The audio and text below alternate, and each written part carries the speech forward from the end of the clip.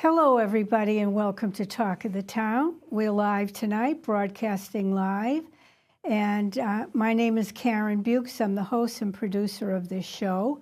And I'm very happy that you tuned in. Tonight, I have someone here, and we go way back. She's a good friend, and I love her. She was a former selectman, a town meeting member, and an advocate for Plymouth. Please welcome Belinda Brewster. Hi, Karen. It's nice to be here and be in for what for me is your new studio. Yeah, yes, we were in the big one. The big one, yeah. Yeah, but this is more intimate. I love it. It's very pretty. Thank you. Belinda, I'm so pleased to have you here. I had your husband here a couple of weeks ago. Yeah. Wrestling did very well. Yes. Yes, and we're on the same page. Yeah. And I watch the selectmen's meeting, so anytime you get up to speak, I'm there, Yeah. and I'm going like that. Thank you. And I considered it a brain wasted when you left. Oh, thank you. I am so pleased that you're here tonight. Now, you're here to speak about what, Belinda? I'm here to speak about Article 37 that has a terrible name called Plymouth Community Trust Bylaw, and it's a citizens article by a man by the name of Art Dislodges, and also the head of the No Place for Hate group, Peter Malden, I want to say. They've co-sponsored this, and it's basically an article that would forbid local law enforcement from engaging with ICE or Border Patrol, and I just feel like this is going a step too far because this is a very political issue. Bylaws should not be politicized in our town, and plus, too, the chief of police, Dana Flynn. I love him. Yes, he's absolutely wonderful, and he had been very proactive, understanding, the mood in Massachusetts. Even though Massachusetts says it's not a sanctuary state, it pretty much is because it implements all of this non-cooperation. Right. And but Chief Flynn had come out in February of 2025 with a very detailed policy on how would law enforcement interact with ICE. And it pretty much follows Massachusetts law, which again, that law and this bylaw are illegal. They are forbidden by federal law. Federal. And in fact, the federal law, if I can just read it here, it's 8 U.S.C. 1373, which forbids state or local entities from having laws or policies that prohibit or restrict sending to or requesting from the Department of Homeland Security information about someone's lawful or unlawful immigration So, status. Belinda, do you think, this is what I think, that puts a target on our back? It definitely, I would say, put a target on our back because it's technically saying we are a sanctuary city. In fact, our bylaw, Article 37, I should call it, goes even further than the state goes. And Chief Flynn had given, like I was saying, had given a very great presentation on January 6th, very detailed. Plymouth police were not immigration officers, even though it's not against the law for them to operate as such if they are trained. But they're not immigration officers. They would never stop a resident and ask them for their immigration status. Right. They would never arrest anyone based solely on their immigration status. And in my opinion, unfortunately, but it's where we live, they do not honor detainers. They will not hold someone in custody for ICE to come and pick them up. But what they will do is they'll let ICE know when their bail has been posted and if they're released. Yep. So That's the, and then the other thing, but if presented with a warrant, a judicial or an administrative warrant, they will cooperate with ICE when presented with a warrant. Now, that's pretty much the same as the Massachusetts laws that they have on the books, but Article 37 will go a step further and say that that police and all town employees, that's another thing, all town employees cannot have any work or cooperate with ICE. Work or cooperate with ICE, however you would define that. Someone would define it one way or whatever. And I found it interesting, someone did ask him, well, what's the punishment? How are you going to find out? And he said, well, it's part of their job. If they do that, they'll probably lose their job, which I thought was a very flippant way to say, well, yeah, of course, it's the law. They'll obey the law, and it's part of their job. Belinda, what does the police chief and department follow then? The bylaw or their negotiated contract? Well, see, that's another interesting thing. First off, let me just say that the chief of police is not in favor of this bylaw, because this bylaw goes a step further and it's only judicial warrants. That forbids the police to work with ICE under an administrative warrant. And administrative warrants are legal. They're warrants issued by an immigration judge, not a federal judge. So and these people who have gone through and have an administrative warrant out against them, they have had their due process, they've been before an immigration judge, they've pleaded their case, and the judge has said, no, it's not good enough. You need to be deported. And people should know that 90% of illegals who go before an administrative judge, an immigration judge, are denied access or denied entry to our country. So that's why I think they want to do away with it. That's just my opinion. Sounds it. That they want to do away with it because at the chief's presentation, the select board voted unanimously to accept the chief's proposal, except Kevin Canty said, well, I want to add something in there that you have to verify that it's a judicial warrant.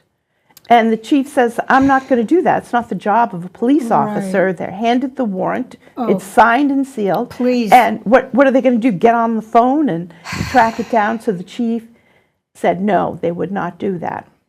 So I think that's why they, in this article, again, just my opinion. See, Kevin Canty couldn't get his way that night. Right. He has his minions go forward with it anyway. Yeah. Somebody else do it. Yeah. This is his MO. So that's the basis of the article. Now, I was at Precinct 15, and Selectman Iaquinto was there, and someone asked and said, well, why do we need this bylaw? Which is a good question. And she says, oh, because it mirrors everything the chief wants to do. No, it doesn't mirror. No, that's not true. It is for all town employees, and it's this administrative warrants that they are saying that the local police cannot. And so he also says that, just one other point, I know I've been talking about this for so long. And of course, when they do their presentations, this will not stop the local police from doing any sort of criminal investigations or anything like that, except when you closely read the bylaw, it says, a close reading of the actual bylaw says that without a judicial warrant, no employee shall respond to ICE or Border Patrol requests seeking information or allow ICE to use facilities or access to any suspected criminal illegal alien or assist ICE in any arrests of individuals subject to deportation. Again, that's in violation of federal law. And the chief has already said publicly at that January 6th meeting that if this bylaw passes, we may lose cooperation, he may, as local law enforcement, target. with every federal other agencies, the FBI and others who come in here and they're working on a drug trafficking case or a sex trafficking case or whatever, and that they could lose cooperation with that. Well, look at what's happening in California now. They're not cooperating with ICE. So today, federally, it was stated that they're going to pull out all Homeland Security and ICE at airports. Do you know what that means? Boston. It's not just LA. It's funny. I was going to bring that up, Karen. You and I are pretty tuned into these kind of things. Yeah, but it's big blue sanctuary cities. LA, New York, Boston. There's like 4 or 5 others on the list as well. And yes, so no international traveler could come in through that airport. No, absolutely. Not only that, when you're checked just superficially going in, that's going to be gone. Yeah, it's. Some people might like that, but I'm telling you, the big picture of that is very dangerous. Yes. And the other thing, too, is that with the current administration, they've made it very clear that they're not inclined to give federal funds to any city or town or state that it declares itself is a sanctuary city or will not cooperate with ICE or it's in violation of federal law. So just recently, right, $2.5 million for the blizzard cleanup. I read in the Independent, another weird name for that newspaper, but I digress, that they're going to ask state and federal folks for money. Well, good luck getting it from the state because they're broke too, right? You won't get it from the federal. They'll go, oh, Plymouth, you have a bylaw that says you're not cooperating. That's in violation of federal law. We will not give you any money. And it just makes life harder. And honestly, there is no need for this bylaw. The chief has it well in hand. He does. And I think what he does, everybody in the community can kind of live with how he does things. For me, I guess that red line is no administrative warrants because that's basically, that's more than half. I would even say 60, 70% of the warrants that come in. So then you think, they're always saying, oh, the terrible actions of ICE. Of course, they're looking at like what happened in Minneapolis and LA. These are cities that do not cooperate with ICE. Where are you seeing that uncooperation or those riots? They're not protests. When you are throwing projectiles at ICE agents. Or aiming your car. Or blocking or impeding in any way. Again, that's a violation of federal law and you can be arrested and detained by ICE even if you are an American citizen. Yeah. Because, so is it a big problem in Plymouth? That was a question asked by the chief. And come to find out that, and I did a little more research, in the past year, since February of 2025 to today, there have probably been 2,860 arrests of illegal aliens by ICE in Massachusetts. In the whole state? In the whole state. Okay. Guess how many were in Plymouth? 3. Okay.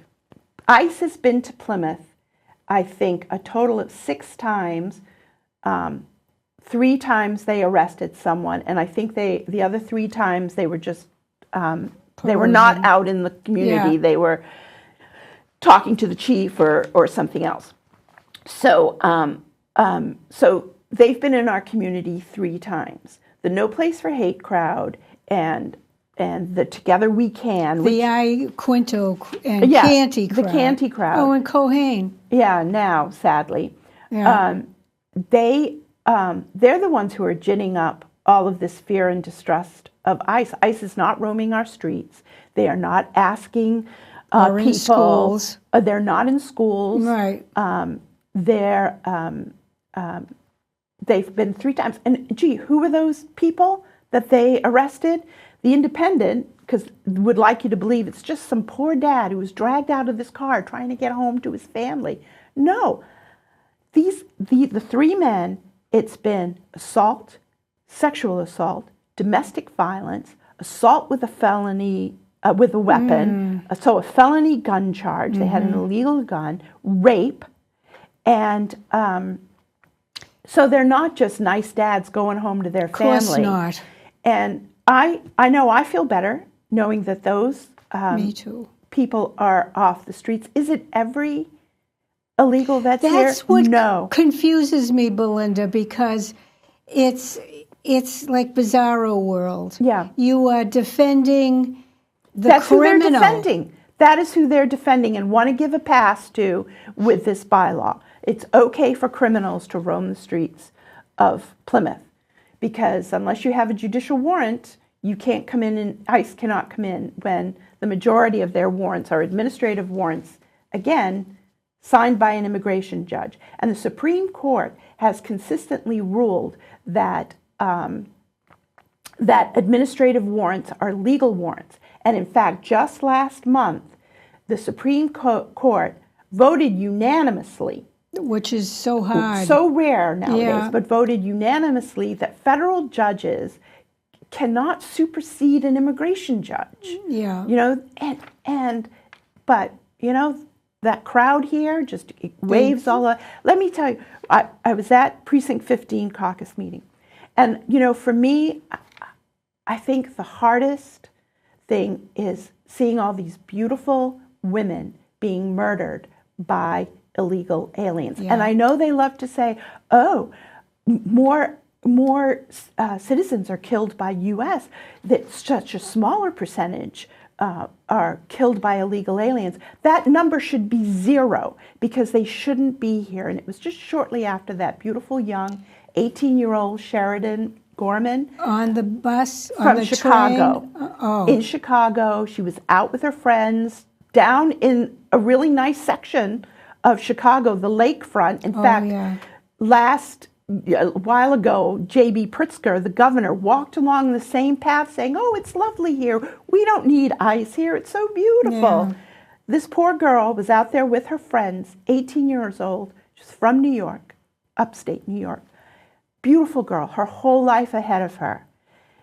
She is shot in the back while fleeing. She and her friends were fleeing. She was shot and killed. And yet, there seems to be no sympathy. There's no sympathy for any of the men and women, dads, moms. Multiply that by 1,000. Yeah, that are killed by illegal aliens. Yeah. And this fellow, he was arrested at the border and let go under Biden administration. He then, a month later, was caught shoplifting. That's a crime in America. When an illegal alien commits a crime, normally law enforcement calls ICE and says, "We have an illegal alien here who's committed a crime." That is a deportable offense, never mind just crossing the border without permission. So that fellow was arrested and let go. And they ignored the detainer. And they just let him go. And he killed that girl. Why? Because of Chicago's sanctuary city policies. And we want to bring that to Plymouth with this bylaw? I don't think so, because it is just put out the welcome mat, because you'll be protected by all of these liberals and leftists who don't understand that this is a real risk and danger. And we don't need it. We do not need this bylaw. I don't call them Democrats. I don't call them liberals. I call them leftists. There's a difference. Yeah. They're wacky. Yeah. And they think differently. Yeah. And I spoke at Fifth, and this fellow got up and he just spoke that we had to do it because look what was happening in Minneapolis. Okay, this is a city that a couple of years ago, 4 or 5 years ago, burned their city to the ground over a police arrest, Right. went absolutely nuts. And they're doing the same. They are not cooperating with ICE. You can see them. I don't know what they say. These aren't protesters. These are rioters that are throwing, blocking, using their cars, whatever they can do to impede ICE, which is against the law. So this guy gets up there and says, and so I've just told this story about this poor girl murdered, and she's just one of thousands One of many. now. And I could have told a ton more. And he gets up there and he says, well, he goes, I just want to tell a story about a woman I met outside the selectman's office and outside of the select board, sorry, the new lingo, the select board. She didn't want to go into the meeting and tell her story. She was a U.S. citizen that was detained by ICE. And all she was doing was innocently taking pictures of ICE. And I'm thinking, You're not we've seen supposed that. to. Well, it does, even if she, Yeah. And he said to her, you're impeding, stop, get out of my way. And I'm sure she was up in his face yelling at him, because somehow they think they have a right to do that, to yell and scream and shout obscenities and whatever at them, or blocking her, or even just with their camera in their face. They're impeding.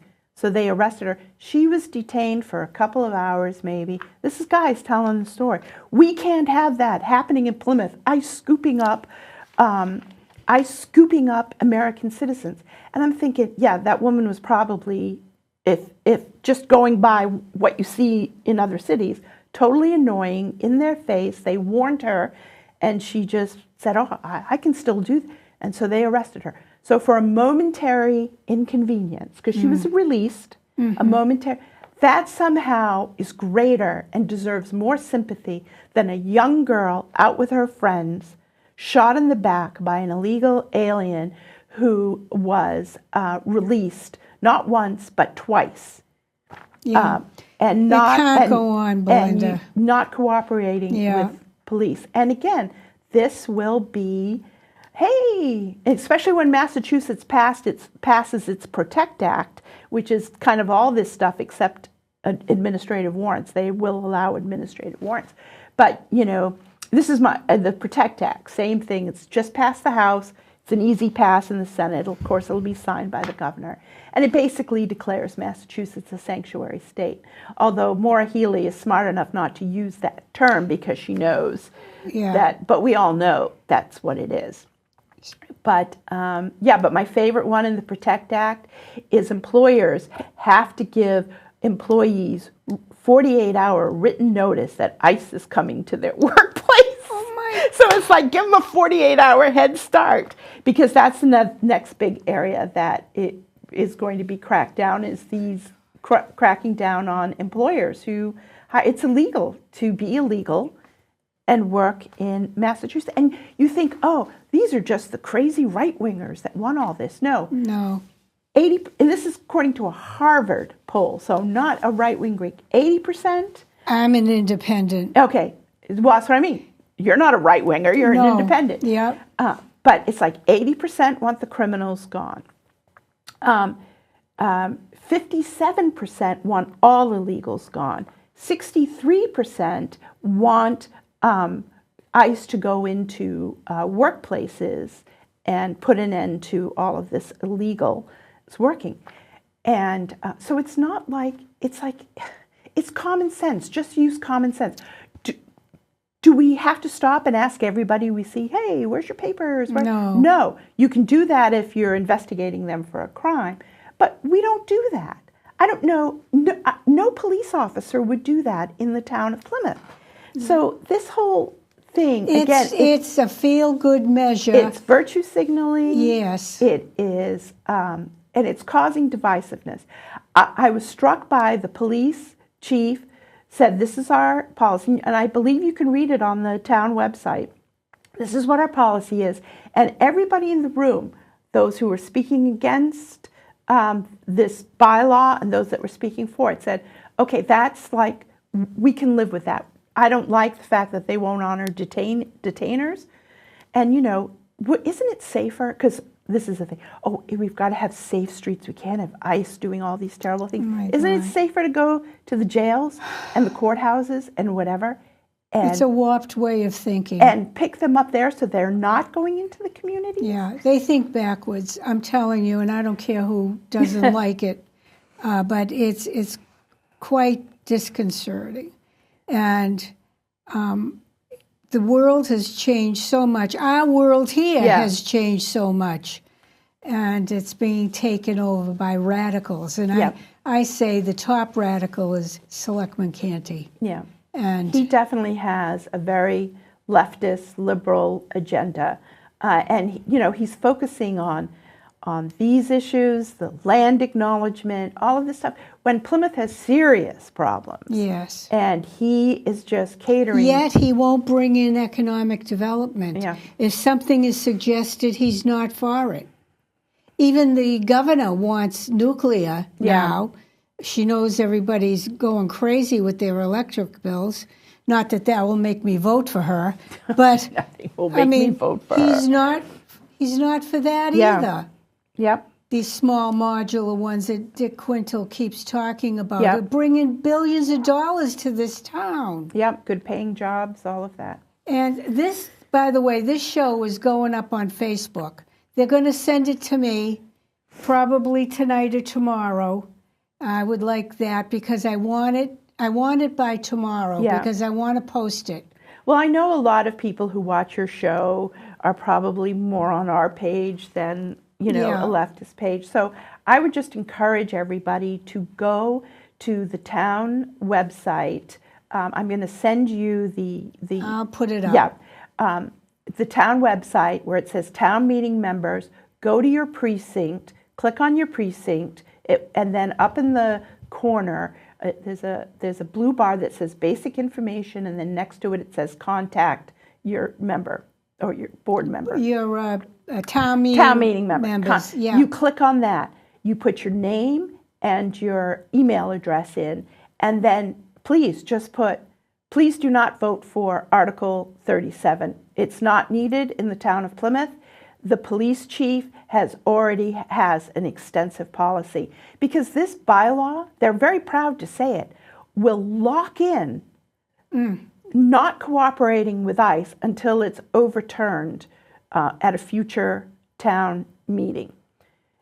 Or we get a special election to overturn the vote of town meeting, one or the other. I'm trying to change the government here because it's wackadoodle. But, if it wasn't for Selectman Golden and Selectman Quintal, we'd be in worse trouble. That's why Canty can't win. Yeah. Because he wins, we are in deep doo-doo. He's not going to do anything for economic development. He will sell his soul for a vote. Yeah, well, just your opinion, right? No, I can say it here. But he has some odd thoughts on things. Yep. And he intends he's a to big pusher of this. That and many other things. Of this whole can't cooperate with ICE. It's not, we want to build trust in our illegal community. What about the rest of the law-abiding residents? Yeah. Here, The problem is they're too silent. Yeah. So, they said, they won't call police. They won't, I think even they wouldn't call police even if this bylaw passed.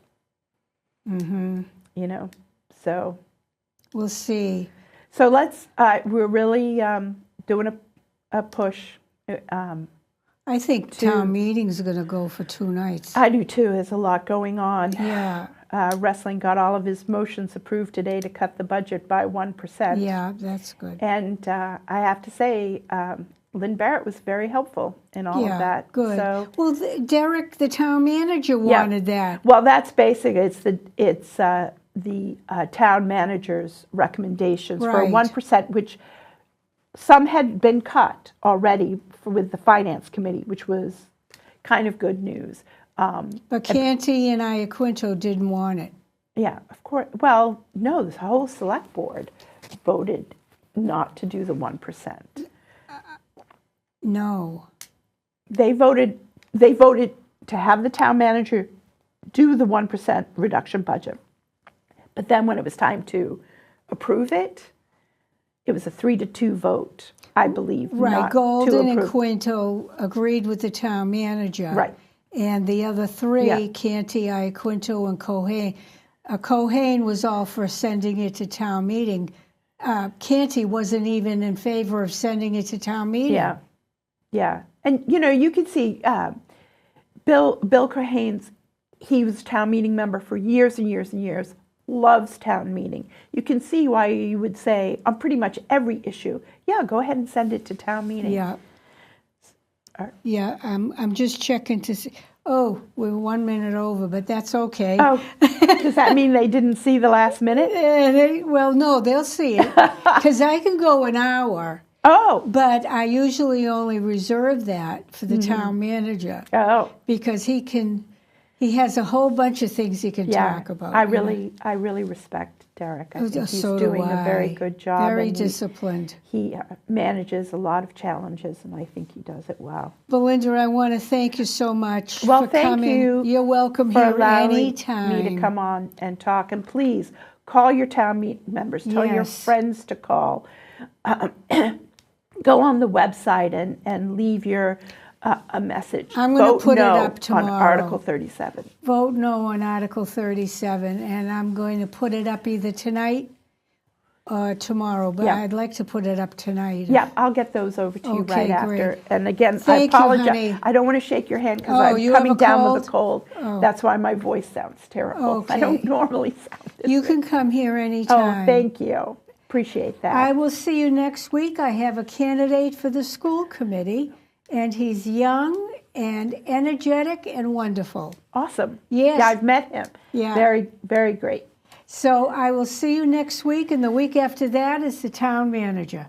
Ooh. Thank you. Thank you for tuning in.